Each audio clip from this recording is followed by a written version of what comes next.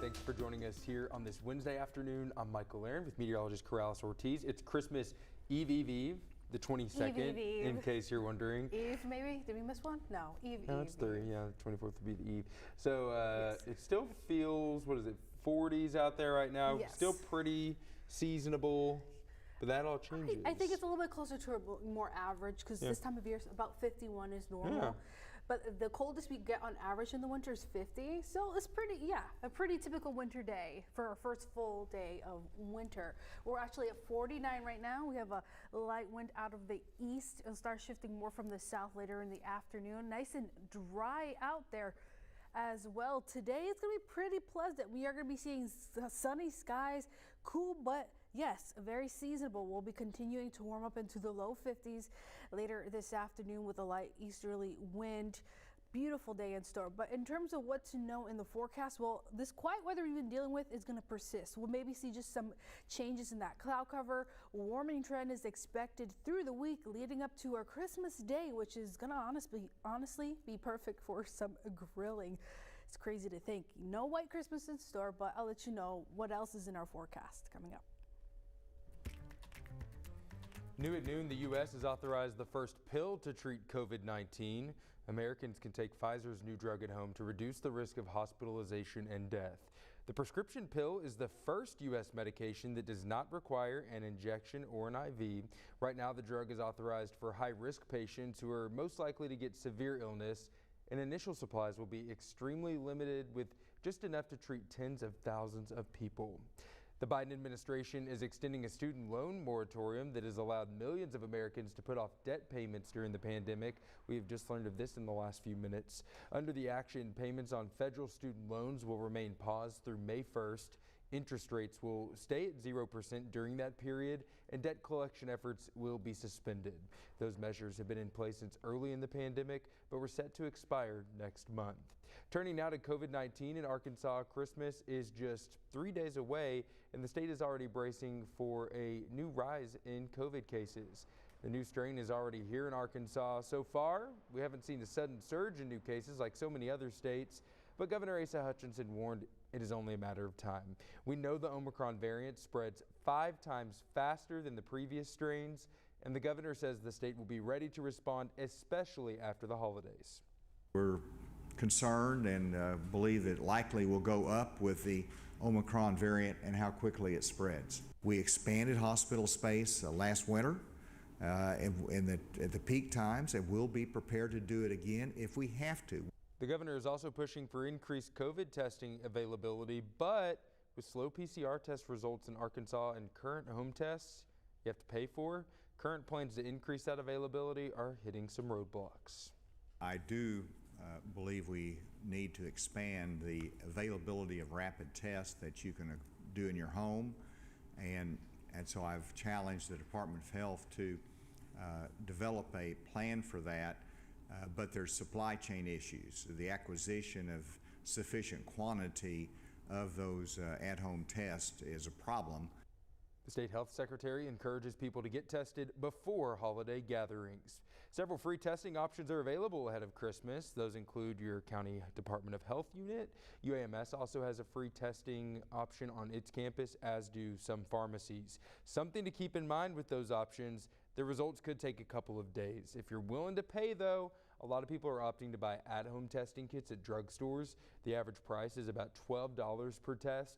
In fact, so many people are doing this, you might want to call ahead and make sure they're in stock. For the highest accuracy, you would want to test yourself on the day of travel. Some pharmacies also have antigen rapid test options. This year was supposed to mark the return of the in-person holiday celebrations, but that might not happen now for some as the Omicron variant continues to spread nationwide. Nancy Chin has more on the new surge from New York, where new statewide cases have topped 22,000 for several days. It's going to be a challenging few weeks. There's no question about it. We're seeing a big upsurge in cases. Desperate to stop Omicron's spread, the nation's largest city announced new incentives. We're announcing a $100 incentive for everyone who goes out and gets a booster here in New York City between now and the end of the year. It's not just New York. Just over 30% of eligible Americans are boosted, as state officials across the country are pleading with the public to get their booster shots. Don't put off getting your third dose, and we need to stop thinking about it as an optional dose. In Israel, they're now recommending a fourth shot for anyone over 60.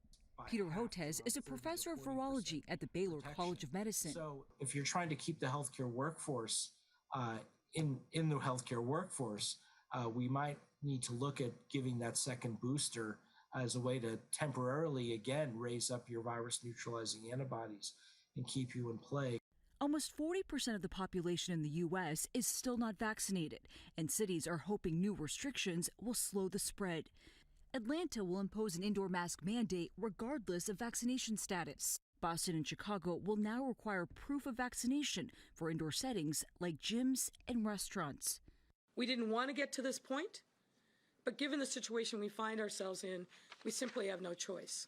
And just days away from our second COVID Christmas, there are new concerns about airline labor shortages due to positive cases. In a letter Tuesday, Delta CEO asked the CDC to reduce the recommended quarantine time from 10 days to 5 for those who are vaccinated. Nancy Chin reporting. Here in Arkansas, Delta remains the dominant strain. The Department of Health added 955 new cases on Tuesday. That's nearly 200 more than we saw this time last week. Meanwhile, hospitalizations are down. 496 Arkansans are battling the virus in hospitals right now, down 17 in one day. Unfortunately, 15 more people have now died directly from COVID in our state. We're working to learn more this afternoon about the death of a Hot Springs baby and the man charged with his murder. 35-year-old Cody Webb, who you see right there, is accused of killing his son on December 17th. Hot Springs police say officers and paramedics responded to a home on Bel Air Drive right off Malvern Avenue following a report of an unresponsive infant. The child died at the hospital. The Arkansas State Crime Lab later ruled the death a homicide, and Webb was arrested. We are working to gather more information on this story as we speak. We'll have the latest for you tonight at 5 and 6. Days before Christmas, President Joe Biden is getting an update from his supply chain task force. A number of cargo containers are still stuck at ports on the nation's coasts. The ongoing bottlenecks mean some store owners cannot get what they need during the busiest time of the year. The president's task force, made up of industry experts and CEOs, say that some progress is being made. At the Port of Long Beach since mid-October, the dwell times for those containers has dropped from 12 days to 5 days. That's 140% improvement. And in Los Angeles, from 9 days to 4 days, 125% improvement. This week, the Biden administration is announcing $230 million in grant money for ports to upgrade their infrastructure to help with issues like this. And while we are seeing some progress, there are indications that the backlog on the West Coast is severe. A recent report says that companies might be better off shipping their cargo from Asia to ports in New York and New Jersey rather than California. But those issues and the increased risk of COVID are not stopping last-minute shoppers from trying to find gifts for friends and family.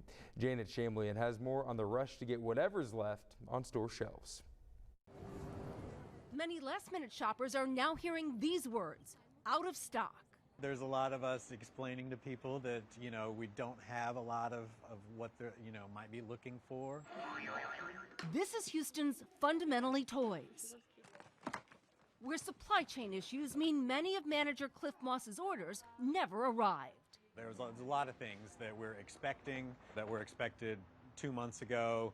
We get emails daily about, sorry, it's still on the water. Despite the backlog, the National Retail Federation expects record growth, predicting an 11% increase in holiday sales this year, all in the face of the Omicron variant.